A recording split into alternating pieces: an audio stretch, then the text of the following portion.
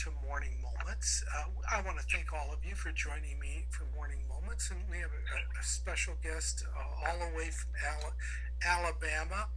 She spent a lot of time in LA and a lot of time in Nashville, and you know her from Hee Haw. She was one of the Hee Haw Honeys.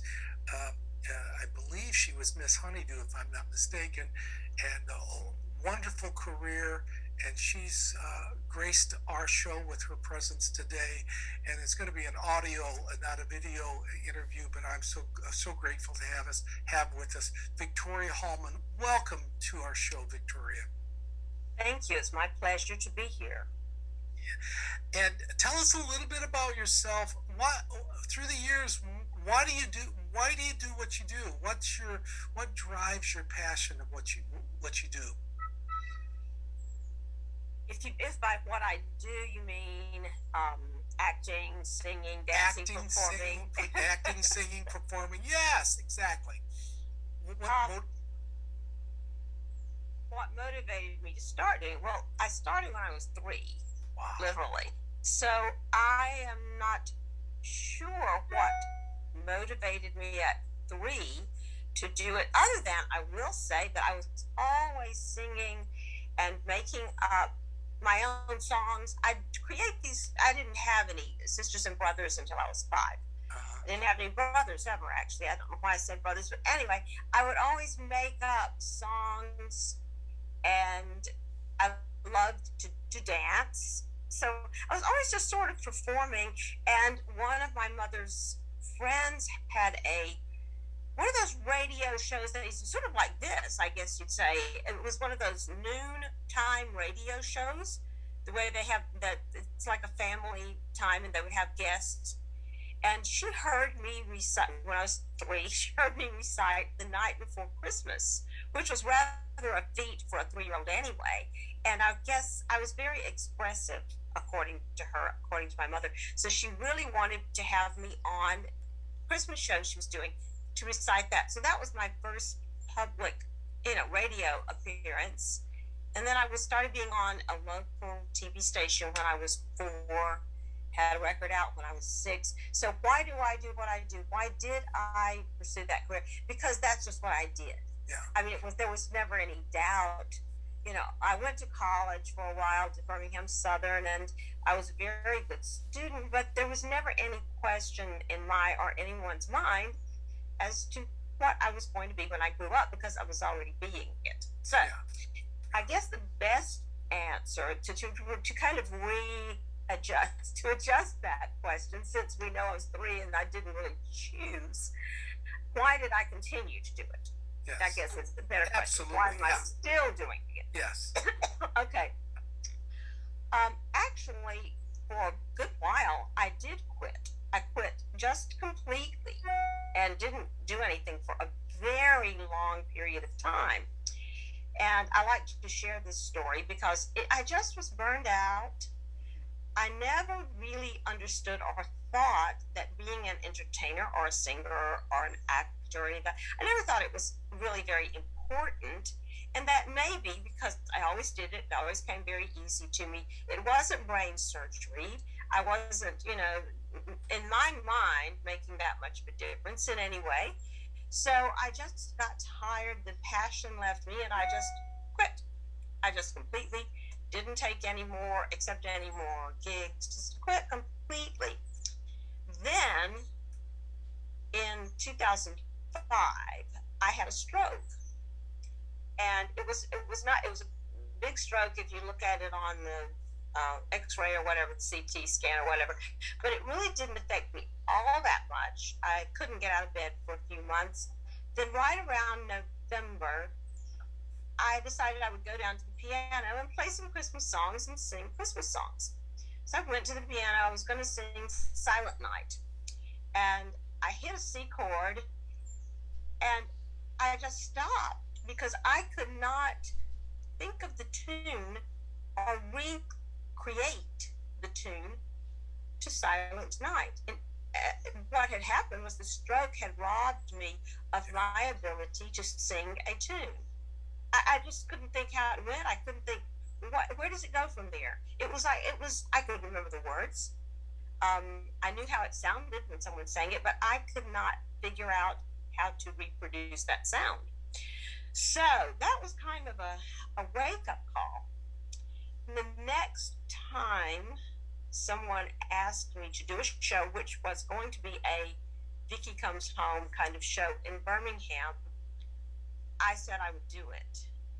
And by that time, I had gotten my ability back to carry a tune. That, things come back after a stroke. Sure. It takes a little while, but that all came back. So, but I hadn't performed I really hadn't sung in public for very, like 20 years, maybe, something like that. And I thought, I knew I could still sing because I was still singing, playing for myself. I knew that was still there. But what I didn't know was whether the magic between the audience and me would still be there. And all of a sudden, one day I was out by my pool and I was sitting there and I just burst into tears because I thought the magic that I had with the audience was not something I learned how to create. It was a God-given magic that just always happened between the audiences. I mean, I could feel it, they could feel it. There was an electricity. I've never enjoyed performing on camera or anything the way I enjoyed live performances because of that magic. The magic just, when I stepped on stage, it just happened. And all of a sudden I realized, God gave me this huge gift. Yes. And I just sort of threw it back in his face 20 years ago. I don't know exactly how long. And said, no thanks, I don't think I want to do that anymore. And that was just wrong. So I started crying and praying and said, oh God, please give it back to me. I'm going on stage again and I don't know what I'll do if I get up there and it's just flat and there's no magic. Because these are people that saw me. They're going to be there. They're going to know the magic. They're going to remember the magic. And boy, did they ever. And it was there. It was there again. In the process of all that, suddenly I realized, and all these people were there to see me, who used to see me when I was a teenager in Birmingham. And there were all these people there filling the room, standing out in the halls because they couldn't get in. I thought, you know what? And they were telling me how important my music had been to them. And I came to understand that hee-haw was important, which I never thought it was way back when, that whatever show I did, whatever I did music-wise, it was affecting people. And that it was very important to bring laughter and music to millions of people. That I had been doing and involved in something very, very important and didn't realize it at the time. I do now. I understand the gift that God gave me and the privilege he granted me to be a part of not just my own smaller performances, but the big performances, millions every week, laughing, forgetting their cares. How important that is to the world. What would the world be without laughter and music? Yes. And it's crazy that I never really understood that before, maybe because I started at 3. It just was, another day at the office. Yeah. But the magic was always there, and I just never put it all together. So, obviously, I continue to this day now to perform and wrote a book about some of that time period. And I said, I now perform on the stage, but on the page as well. So I could only hope that the pages would give people the same kind of magic that I think and hope I created for people on stage. Well, Victoria, what I'm going to do is, for my Facebook audience especially, I'm going to put on the comment section down below how they could get a hold of your website, which in turn will get your book, and how they could continue to read more about your story. And it's an amazing story that God gives us second chances. Sometimes even things that we take for granted when we do not have it, and then he gives us that second chance. There's just that joy that he can give us that we didn't have before.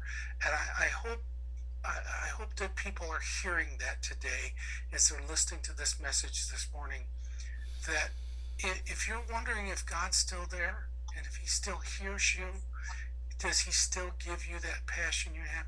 He's a God of second chances. He loves you, cares for you, and he's got a plan for your life. Thank you so much for sharing your heart and your story, Victoria, with me. Thank you for allowing me the great privilege to do so. Right.